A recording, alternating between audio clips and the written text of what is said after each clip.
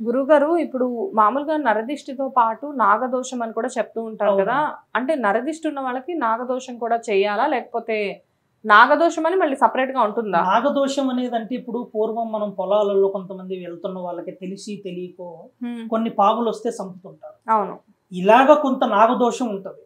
వాళ్ళ జాతక రీత్యాలో కొంతగా పుట్టిన సమయంలో నాగదోషంతో నాగ నీడతో కొన్ని నాగుపాములు కుసుమతో స్థానంలో ఉన్నప్పుడు ఈ అటువంటి నాగదోషాలు కొన్ని వేరే ఉంటాయి, కొన్ని ప్రత్యేకంగా చేసిన వేరే ఉంటాయి.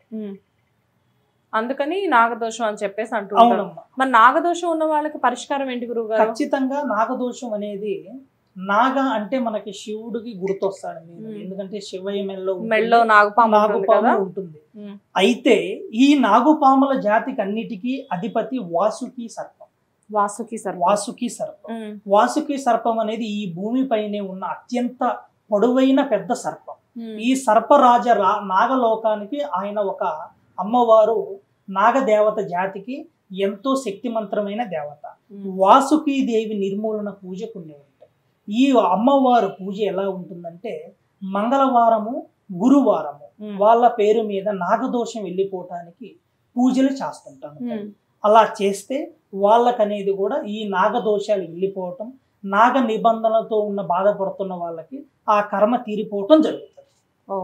సో ఖచ్చితంగా ఏ జాతకం అయినా, ఏ జాతకరీత్యా ఎలాంటి ప్రాబ్లమ్స్ ఉన్నా కానీ పరిష్కారాలు మాత్రం మనకు అన్ని అవైలబుల్ ఉంటాయి.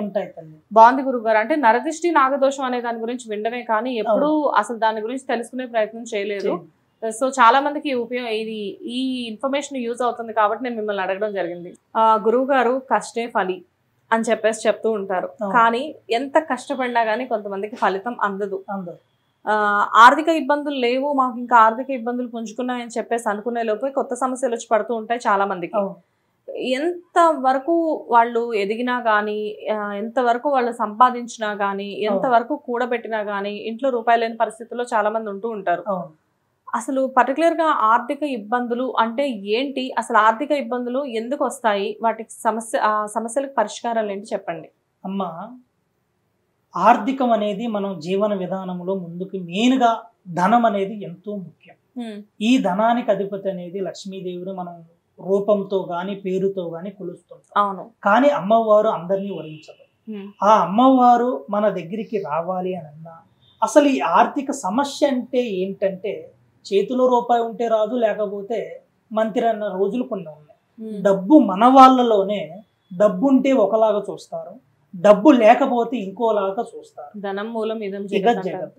ఇది పురాణం నుంచి ఎప్పటి నుంచో వింటున్నాం. కానీ ఈ అమ్మవారు అనేది కూడా లక్ష్మీదేవి మన దగ్గరికి రావటానికి కొంతమంది ఎన్నో ఇబ్బందులు పడుతూ, కష్టాలు పడుతూ, బాధలు పడుతూ, వాళ్ళకి గృహం కట్టుకోవాలంటే డబ్బు కావాలి, కారు కొనాలన్నా డబ్బు కావాలి, హాస్పిటల్కి వెళ్ళి ఏదైనా చేసుకొని మందు కొనుక్కోవాలన్నా డబ్బు కావాలి. డబ్బు లేనిదే ఏదీ జరగదు. అసలు ఈ డబ్బు అనే సమస్య మాకు ఉండకుండా, మా తరతరాలకి ఉండకుండా ఉండాలి అని అంటే ఈ ఒక శరవణ భవన అనే అంటారు. శరవణ భవన ఆయన పేరంటే కుమారస్వామి.